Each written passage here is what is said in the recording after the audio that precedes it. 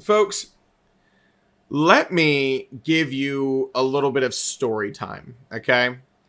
Um,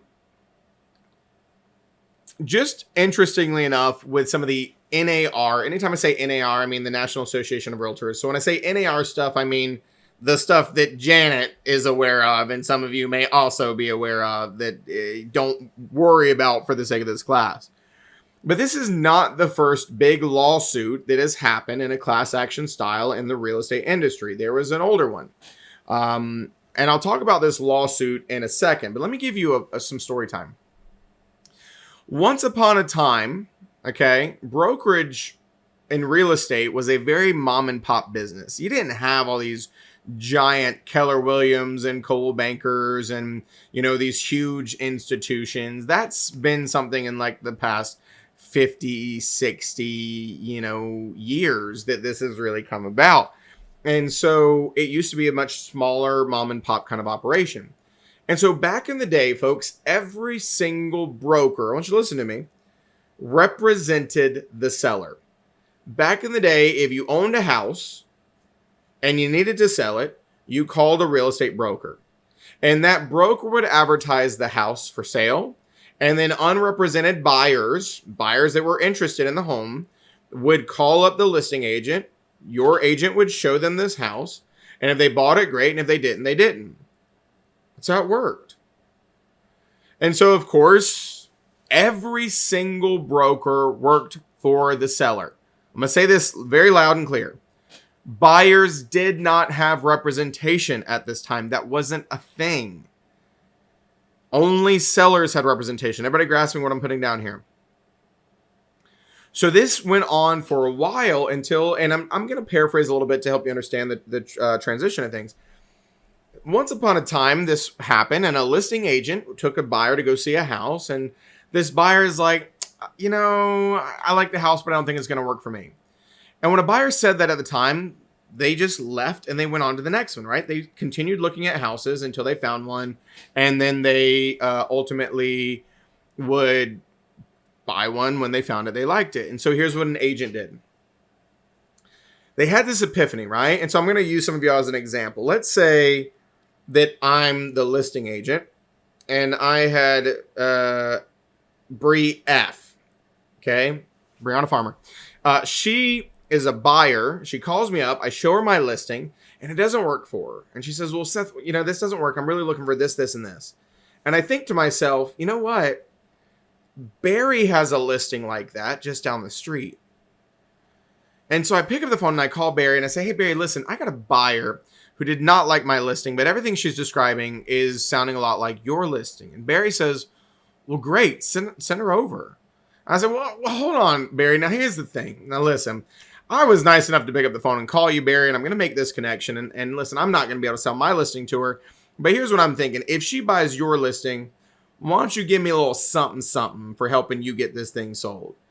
And Barry says, well, what'd you have in mind? I said, I don't know. Give me like a 25% of, this amount. And Barry says, okay, all right, I'll do that. And so this is what we call a referral fee, folks. So I referred this person to Barry.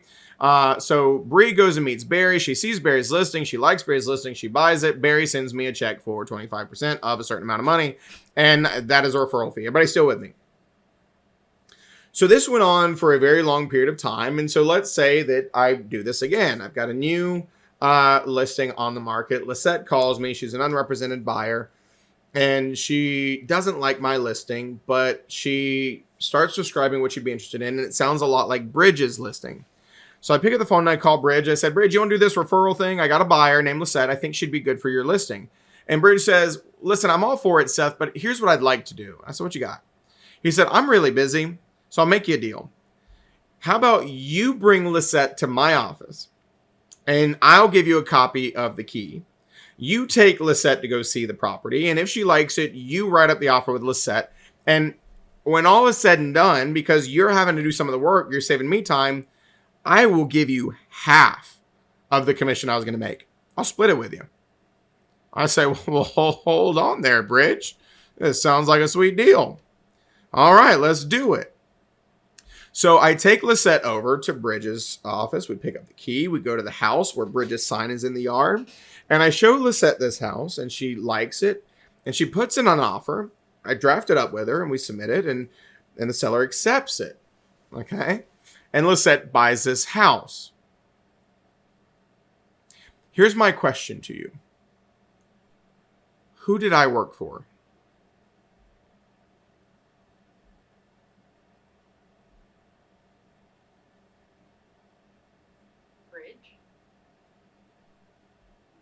I like how Tara's smiling because she knows it's like a trick question, right? Like she's like over there. She's like, I'm onto your trick, Seth. I don't know where you're going. Like, I can see. You say I work for Bridge. Jack says buyer. Sergio says both.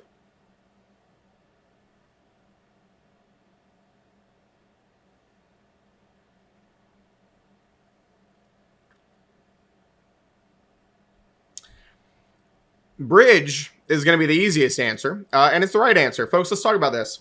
I told you buyers didn't have representation. That wasn't a thing. Only sellers did. So Bridge and Bridge's brokerage firm, but take the firm out of it for a second just to make it easier to understand. Bridge worked for the seller, but I also worked for the seller because everybody worked for the seller. This is what we call seller subagency.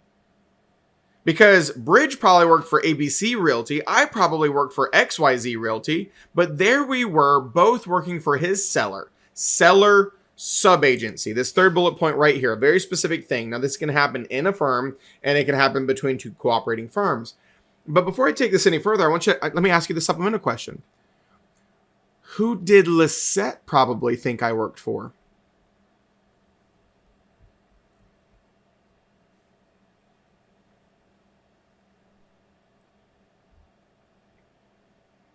I'm going to need more than the faces. Take a guess. For her. Folks, Lisette was in my car. Okay, this was back in the 1940s. Lisette was in my car. I took her through McDonald's and got her a penny cup of coffee. We talked about her kids and her family and what she likes to do for fun. We went and got the key. We showed up at the house. Bridges' sign was in the yard, not mine. Lisette probably thought I worked for her. But I didn't. And that's when the last really big class action lawsuit happened in our industry. I think it was like the 80s, folks. There was, it was either the 80s or 90s. I can't remember. It's not important. It was called the Adena lawsuit out in like Missouri or somewhere like that. Here's how this happened. There was a lady who purchased a house and she was told by her agent that it had an in-ground irrigation system.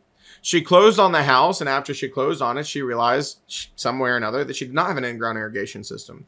And she was very mad because her agent lied to her. So she picks up the phone and she calls an attorney and she tries to go and sue her agent. So she reaches out to multiple attorneys and they say, you're not going to be able to fight this case, whatever. And then she finally talks to one attorney and she tells them the story and she says, my agent lied to me. When I bought this house, I was told there was an in-ground irrigation system.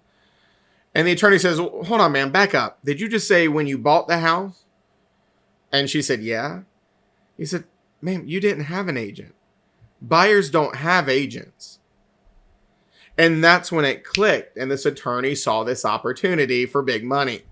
And so it was the first big class action lawsuit where they realized that there was a lot of people where there was undisclosed dual agency happening or confusion in representation where people weren't sure who was representing whom. And so this giant class action lawsuit ensued. And of course, this one firm was the main brunt of it, just like they always are. And it changed a lot of things. And the federal government caught wind of it because there was this lawsuit where this woman's like, I thought I had representation. All these other buyers came forward and said, I thought I was represented too. Turns out they weren't. And the federal government was pissed. And they looked at all the states who this was all in their wheelhouse. They said,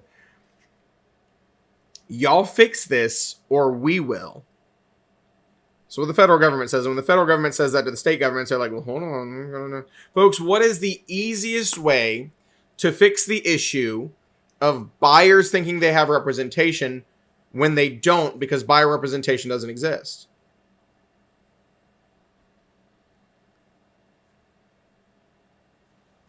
Giving the buyers representation. My God, it makes good sense, doesn't it? create buyer agency and make it a thing. And that is what they did. Buyer agency has not been around that long. It's only been around since like the 90s because of the way that this has all kind of gone. And of course, it's gross to think, but not 1990 was actually quite some time ago at this point, if we're being completely honest. But so is everybody following along with me? Once upon a time, everybody worked for the sellers and things have evolved. And so this is why the compensation thing coming from the current NAR is kind of stupid, because the listing agents were already sharing the commission that they were charging the sellers with other quote unquote listing agents who were acting as a seller sub agent. They were playing on the same team, but the problem arose when the buyers thought they had representation and they didn't. But it wasn't just the buyers. The agents also got confused, because if you're talking to a buyer, showing them houses, putting in offers for them, you start to think that you represent them. And so that's where the confusions arose. Nobody knew who they were representing. Nobody were disclosing who they represented. And that's where they called it undisclosed dual agency. They said, well, these agents are kind of working for both, because buyer agency isn't a thing, but they're helping them. But they're also supposed to be helping the seller. Is everybody kind of following along here? So the game has changed. And so now there is seller representation. There is buyer representation. And very often still, the seller is paying both sides because they've always done it. It's just that both sides used to be both sides that they thought were on their team. But now it's evolved to they pay their agent and the person who's going to for blood against them. And it still is a thing. A lot of sellers are still paying compensation. That has not gone away. The way we do it's a little bit different. So here's where we get into, now that you've kind of got the backstory, this understanding of agency, folks. When somebody hires you to be their agent, we call them our what? Say it one more time.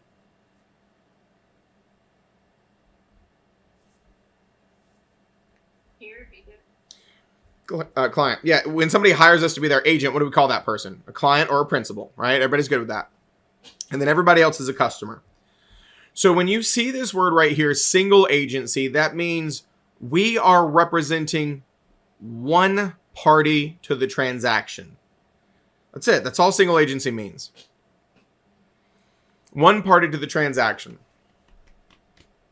So if I'm a buyer's agent, folks, whom do you think I represent?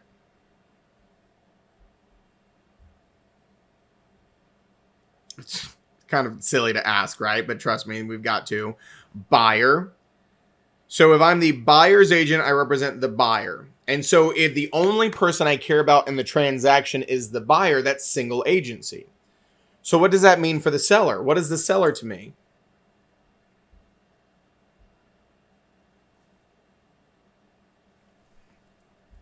A customer. Now, very important thing to understand here. It doesn't mean that the seller is unrepresented. It just means I'm not representing them. Everybody agree with that? Because if I work for ABC Realty and I'm representing Brad, my buyer, and Janet works for XYZ Realty and she's representing Bill, the seller, Janet and Bill are both customers to me. When I say single agent, it doesn't mean that the other party's not represented. It means I'm not representing them, so I don't give a crap. Okay, if you are a buyer's agent, you care about the buyer, only the buyer. You do not give a crap about the seller. If you are a seller's agent, you care about the seller and only the seller. You don't give a crap about the buyer. Doesn't mean they're not represented. They're just not our person. So either way, they're a customer. And when you care about both the buyer and the seller, we call that dual agency. We're going to get there. Now, let me go down a tangent that sometimes students hate. Y'all been a good group, but there's a chance this is going to just make you crazy. I've got to introduce some language that's not on this page, but this is the best time to do it, okay? If I say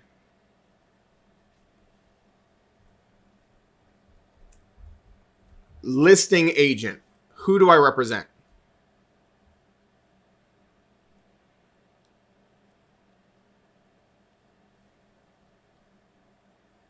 The seller. The agreement that forms a relationship with the seller is called a listing agreement. So if I say listing agent, it will always mean the seller's agent. Everybody okay with that statement? Listing agent is always the seller's agent. If I say seller's agent, whom do I represent?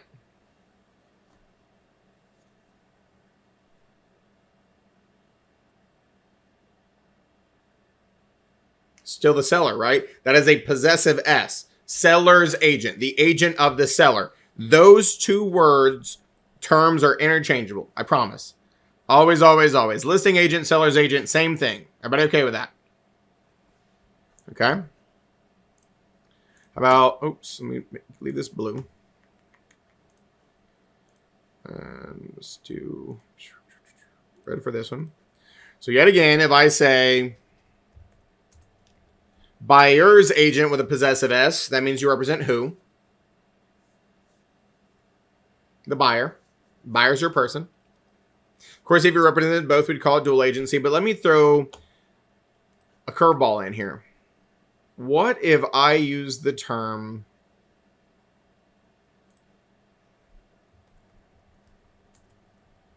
selling agent? Who do you think I represent?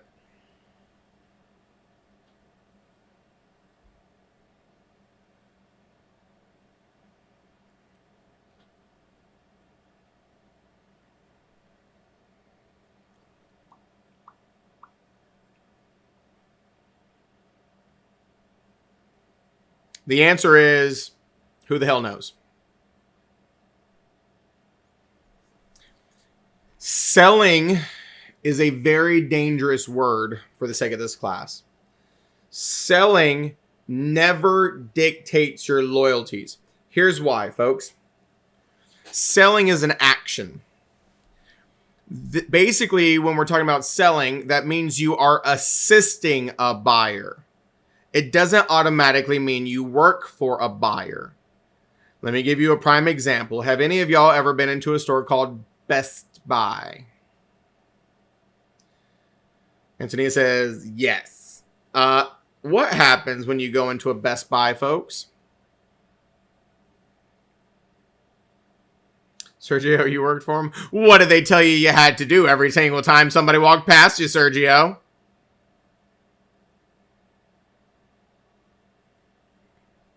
Shark swarmed. How can I help you? There you go. Folks, if you've never been into a Best Buy, they have got some excellent customer service. They are always showing up to say, can I help you find anything? Can I help you locate anything? Can I do all this? And so here's what you've got to understand. That person was trained to do that to help you find what you need so you would buy Best Buy crap. Who does that person work for? The seller. Best Buy. But in that moment, they are in the act of selling. What that means is, if Sergio is a listing agent and an unrepresented buyer calls him to see the house, do you think Sergio, the listing agent, is going to show this house to an unrepresented buyer? Of course he is. His job is to sell the freaking house, and if he doesn't have buyers, he can't sell it. So Sergio is the listing agent, but he could also, if he finds the buyer, be the selling agent. Well, folks, conversely, if it's Sergio's listing, but Lena calls me up and she says, Seth, I want to see this house, and I'm Lena's buyer's agent, I take her to go see it, I am also the selling agent. The key takeaway here is selling never tells you where your loyalties lie. It means you are assisting a buyer and or you found the buyer. It does not mean you work for, right? Assisting and work for do not mean the same thing. Does everybody understand this? And so this is a prime example of why words matter so much. Because if I said in a test question, Seth is the selling agent on 123 Main Street, assisting Lena, a customer, in viewing the house. Where are my loyalties?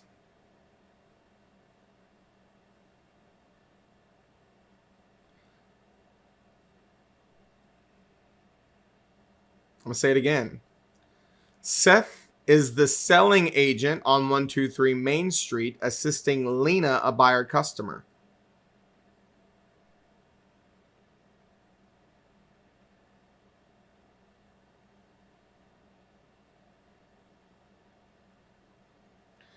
No, here's the big reminder, folks. Okay, I told you yesterday, North Carolina does not practice transactional brokerage. I have to have a person. It's either the seller or the buyer or both. So now that I've said that, let me ask it again. Seth is a selling agent on 123 Main Street assisting Lena, a buyer customer. Where are my loyalties?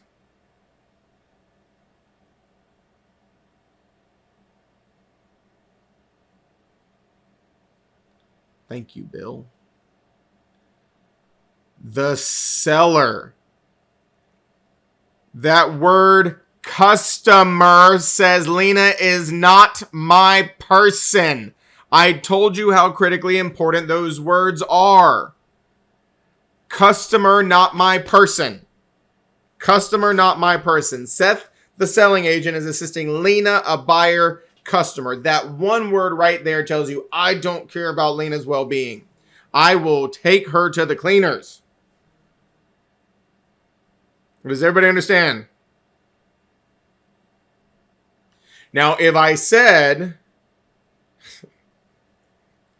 this young age slang, if I said Seth is the selling agent on 123 Main Street assisting Lena, his buyer client, where are my loyalties? Lena. She's my person now. Those words are critically important. There are so many times that students are taking practice questions and they'll come to me and like, Seth, I don't understand this question. There's not enough information. There's always enough information. You're just not registering that customer is very indicative of a scenario. Client is very indicative of a scenario. Those one simple words change the entirety of the question. Because if the question was, Seth is assisting Lena, a buyer customer, and Lena asks what she should offer, I'm going to say everything in your bank account. Because my loyalties are to the seller. If the question is, Lena, a buyer client, asks Seth what she should offer, I'm going to say, listen, girl, let's try to get you a good deal. Do you see the key difference there? Customer, screw them. Client, I got you. And so if you see the word selling, it never tells you where your loyalties lie. You would need other words like client or customer to tell you whom you are representing. That is the key takeaway. Let me give you a graphic here, and if I remember, I'll put it in the group meet chat. It just kind of helps you grasp this sometimes.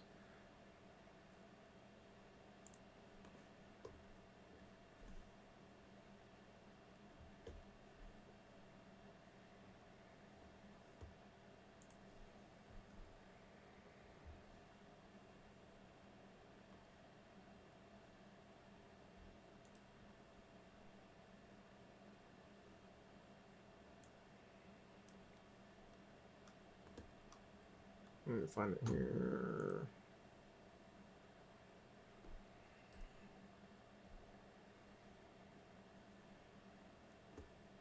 There you go.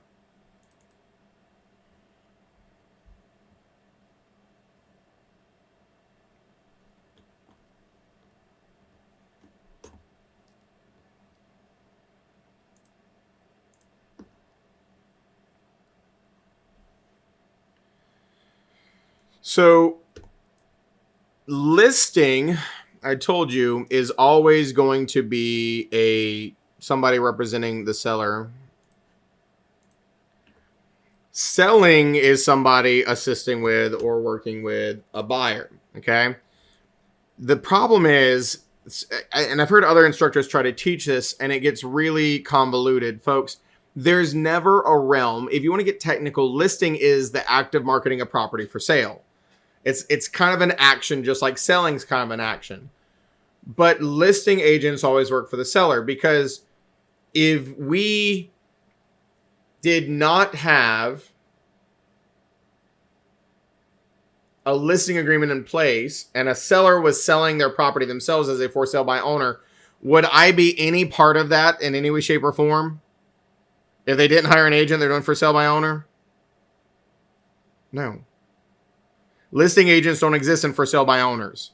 For sale by owners are representing themselves. So a seller's agent always works for a seller and creates a relationship with a listing agreement. Listing agent always works for a seller, creates a relationship with a listing agreement, right? I told you these are synonyms. They mean the same. Buyer's agent always works for a buyer, creates a relationship with a buyer agency agreement. Selling agent could work for either or. It's just the person who found the buyer, bring the buyer. Because at the end of the day, folks, listing is marketing the property for sale. It's not sold until we have a buyer. That's why it's called selling. They've got to buy the product. Listing agent could be the selling agent. Buyer's agent could be the selling agent. Doesn't matter. Key takeaway, selling is a dangerous word. It never tells you where your loyalties are. You need additional verbiage like client or customer. And those are so incredibly important to catch on the test because it changes the entirety of the question.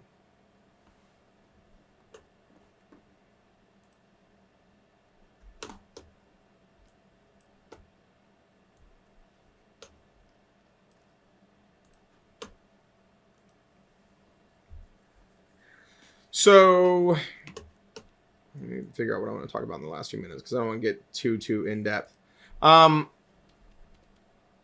Let's just talk about buyer agency a little bit, and let me introduce the thing that will probably try to screw you up on the test more than anything. Folks, in North Carolina, I told you all of our agency agreements have to be express. What did I say express means?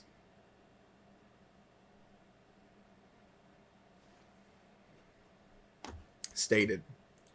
They have to be clearly stated. And so that includes oral buyer agency agreements. I need every single one of you to make really awkward eye contact with me and repeat it in your head. Okay, that's a little too awkward, Savannah. Like she's like, I'm kidding. I'm here for it.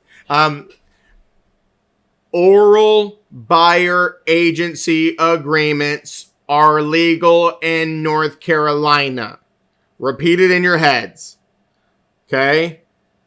Oral buyer agency agreements are legal in North Carolina.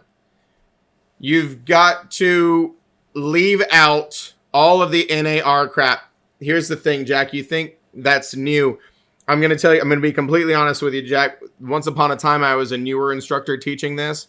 And you learn very quickly, okay, to always call it oral buyer agency agreements. And I'll tell you why.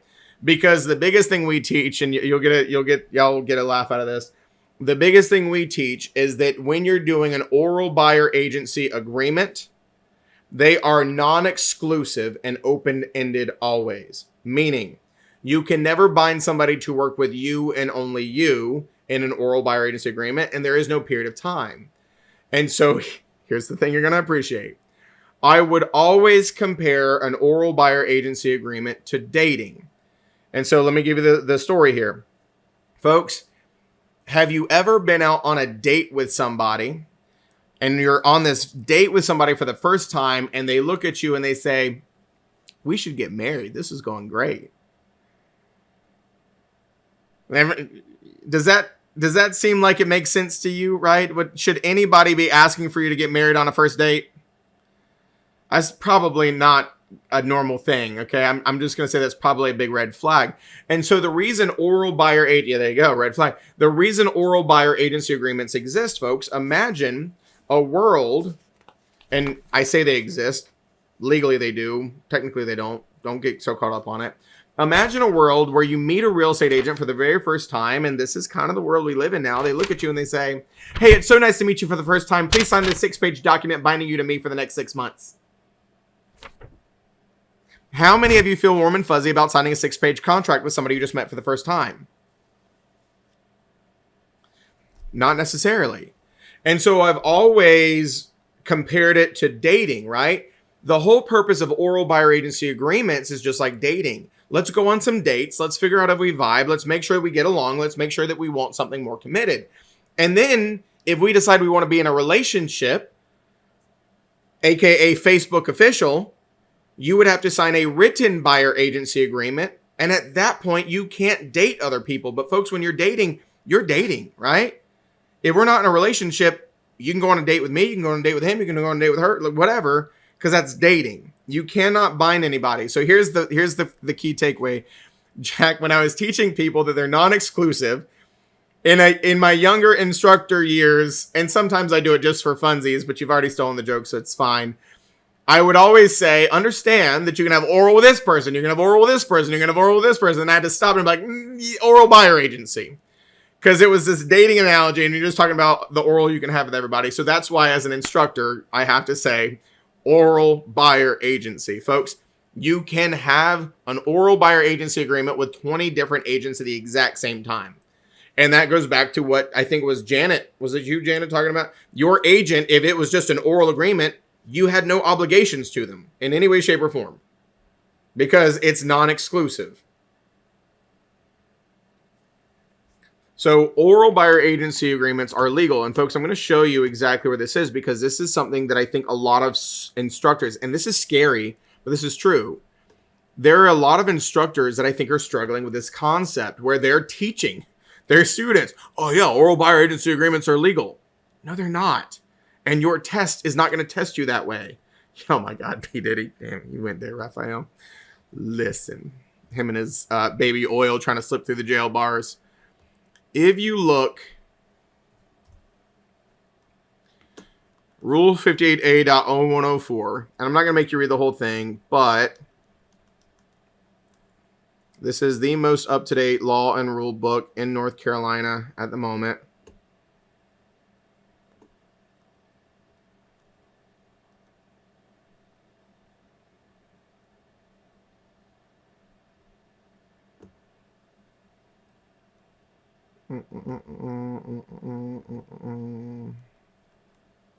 Where is it at in here?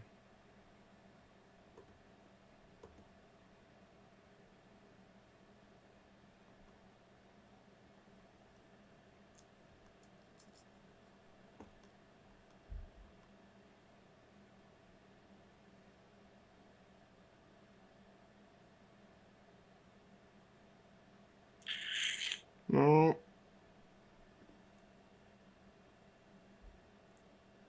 Here we go.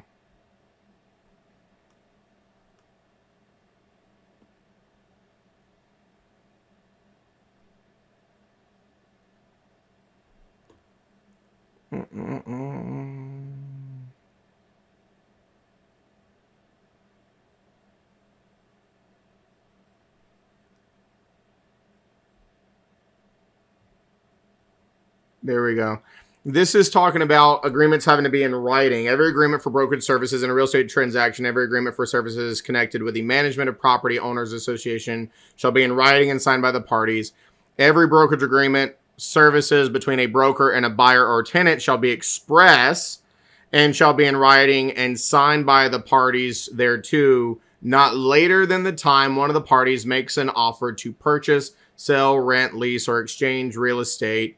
And so it can be oral, meaning spoken, in North Carolina to show them properties legally, but you cannot submit an offer on behalf of a buyer until you have reduced it to a written buyer agency agreement. And this is how I'm going to teach it to you, and this is how you have to understand it. Now, yes, when you get your license, you will most likely not be able to operate under an oral buyer agency agreement. Not because the law says you can't, but if you are a realtor member, you can't because of a settlement. Please understand, you've got to test it as oral buyer agency agreements are legal. And I'm going to teach it to you that way.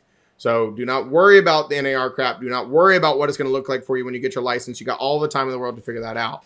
But I've got to get you to pass the test first. So, of course, that sets us up for some very big, in-depth continuations of agency. Not Monday. Monday we don't have class. Tuesday. Right? Monday is Veterans Day, yes? Yes. No class Monday. So you get a nice long weekend away from me. Yay, you, for studying. And then we have class on Tuesday where we will pick up with our in-depth agency conversations. So, For the time being, what do you want to talk about? Not P. Diddy.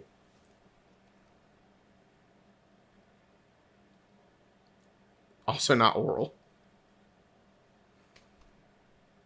Give me buyer agency agreements, but what you got, Bridge?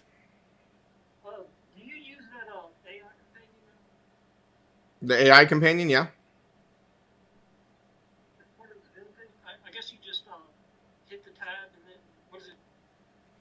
So it's funny. I don't know how it got turned on my company's Zoom account, but what it does is it actually sends me an email after every class giving me a summary of everything that I taught you. So I mean, it's a very detailed email on, like Seth talked about, the differences between agency, and I mean, it's like pretty detailed. It's kind of a cool thing. Some people use it to like keep notes if they're, like can't attend meetings and give them summaries of stuff. But it's not intentional. I record it so I can, turn these into videos for students. But the AI thing just got turned on, and it's just neat because if I ever need to remember what we talk about.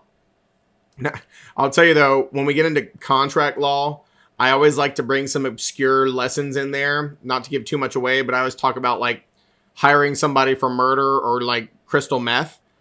And so, of course, you can imagine the notes from the AI. But don't you look at me like that, Anthony. Okay, there's a point to it. Listen, everybody is listening if you say crystal meth as an instructor. Doesn't matter if you were zoning out or playing Candy Crush. If I say crystal meth, you are now listening.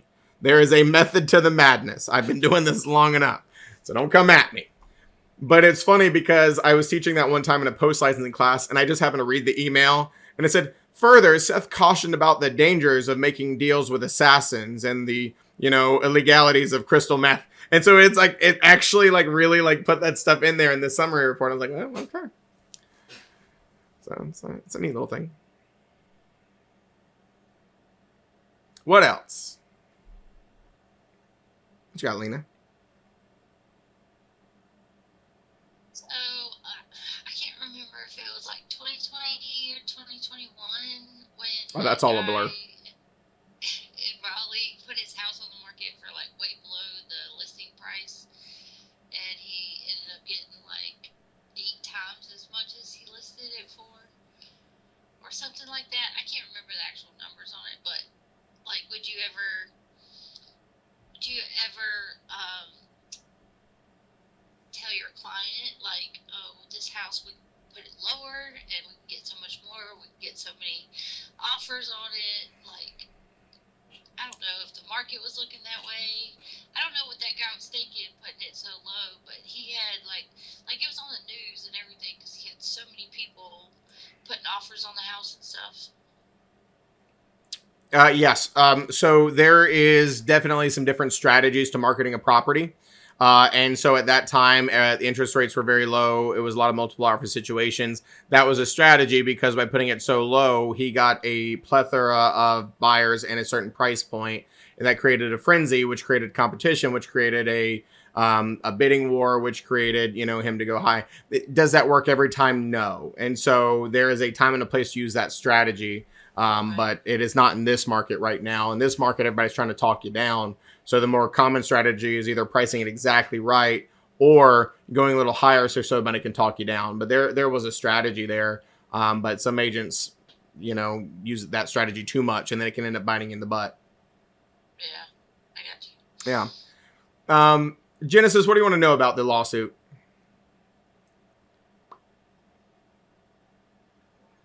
Basically, where it came from, why it's happening. One of my coworkers brought it up today, and she was like, "Well, how will y'all get paid commission now?" And I was like, "What do you mean? How will we get paid commission?" Hasn't changed. Here's the thing.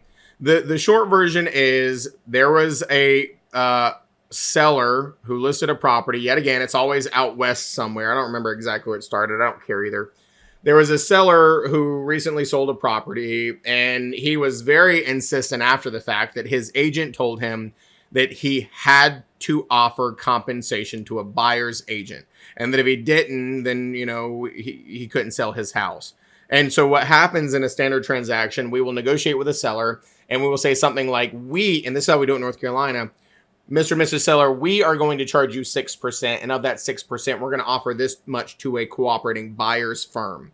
That's how we do it. I don't know how all states do it, but this seller was inclined to think that his agent said he had to pay this full amount, and he had to pay a buyer's agent. After he sold his house, he went to an attorney because he felt like he was forced into that and was not told that commission rates were negotiable. Well, folks, one of the biggest takeaways of what we call the Sherman Antitrust Act is fees like our commissions are always negotiable. And if we ever collude to set prices, if we ever say that there's a going rate, a customary rate, then that could be constituted as price fixing. So that was what they went off of, because Sherman antitrust laws are very sensitive. And so they said that NAR, the National Association of Realtors, was the largest formerly legal violation of the antitrust laws. Legal being they've gotten away with it so long, but we were basically in violation. That was their stance. That every single broker told all the consumers they all had to pay 6% if they wanted to sell their house, and we had to share compensation with buyer's agents. We don't do that in North Carolina. We've always been very adamant that it's negotiable, but this is a standard of practice, but it's negotiable. So, of course, an attorney jumped on it, ran with it, and, of course, tried to pull up as many people to file a class action lawsuit. Why? One lawsuit's not going to make that attorney any money. So, of course, they're trying to get the entire population of people to jump in saying, oh, yeah, my agent strong-armed me into having to pay this, so that they can file a class action lawsuit and collect billions of dollars in violations of antitrust. That's what it stemmed from. The biggest thing that has changed is we no longer can put compensation in the multiple listing service. It's on a case-by-case negotiation basis. There are additional disclaimers on the listing agreement and buyer agency agreement stating that it's always been negotiable, and it still is. And that's it, right? That is really the only things that's changed. That it's no longer easy to just see what they're offering us in the MLS. We have to reach out and say, is the seller offering anything, and or ask for compensation directly. That is the only thing that's changed. Now, please be aware that this lawsuit is still technically proposed, and it's not supposed to be accepted or denied by the DOJ for another week and a half. And so there's a chance that before you get your licenses, all of this stuff could be completely overturned because they realized it was stupid. There's a chance it could be different. I don't know. But we still get paid commissions. Nothing's changed there. It's just a little different. So that's why I'm saying don't feed into it and don't focus on it for your test. Answer the questions as I'm teaching. We'll have plenty of time to teach you what you need to know about it when you get your license. Because by then it may be different. Good question.